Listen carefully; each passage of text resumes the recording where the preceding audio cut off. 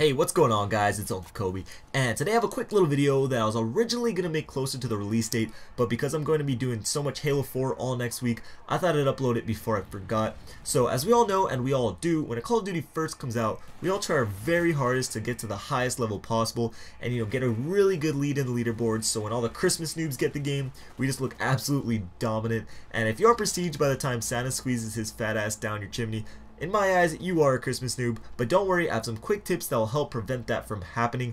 These tips are for right out of the box gameplay, things you want to know going into it before you have even played your first game. So these pro tips, as David Vonderhaar called them, were given to help you in your race to prestige. Now some of these are pretty self-explanatory and obvious, but a couple are actually quite helpful when you break them down. The first one, pre-order the game and you get a few days of double XP. That's simple, straight to the point, but extremely helpful. For me, Nuketown 2025 is enough to earn my pre-order, but a couple days of double XP is just awesome, and you have to realize the more you play those first couple days, the more double XP will help you.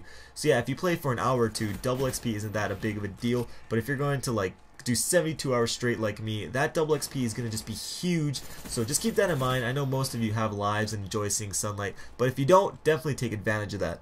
So the next one is prestige the weapons you have success with. Each time you rank up a weapon, you get a small level XP bonus. And I know I kind of made a video already talking about this, but I leaned more to prestiging as many weapons as you can, but this tip that Vonderhaar gave us kind of tells us otherwise.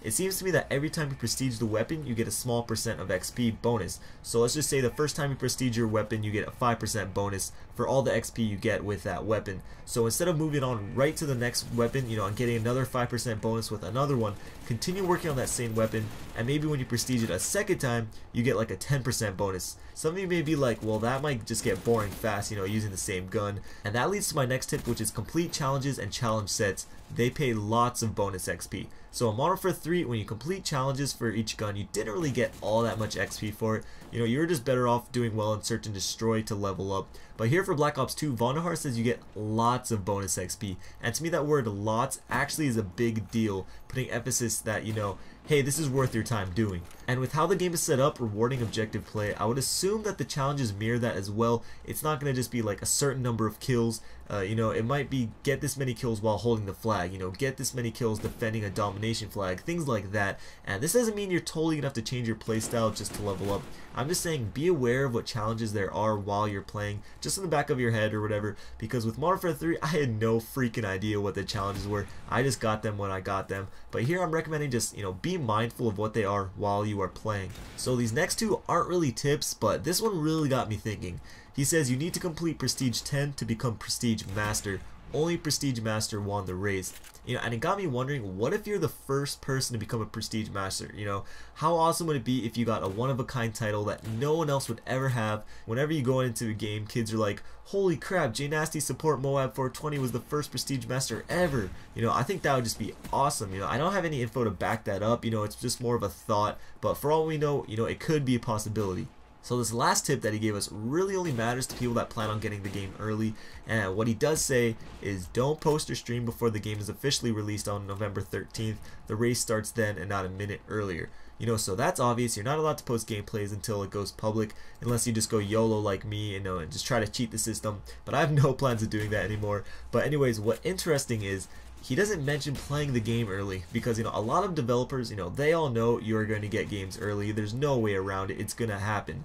But with Halo 4, even though I have the game early, I am not going to play it, because Microsoft basically was like, yeah, I'm going to ban all you guys that played it early.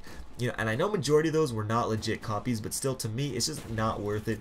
However, with Call of Duty, it's kind of just like a tradition to get the game early, and play with all the YouTubers and people that annually get games early.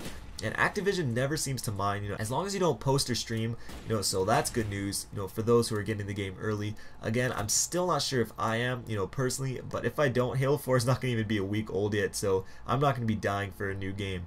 But anyways guys, I hope these tips do help you, and I do plan on making more of an in-depth video after a couple days of actually playing Black Ops 2. These were just a couple tips that came straight from Vonderhaar himself. If you enjoyed the video, please take the time to give it a like rating. I always appreciate it very much. I might also be hosting an open lobby today, which is Saturday.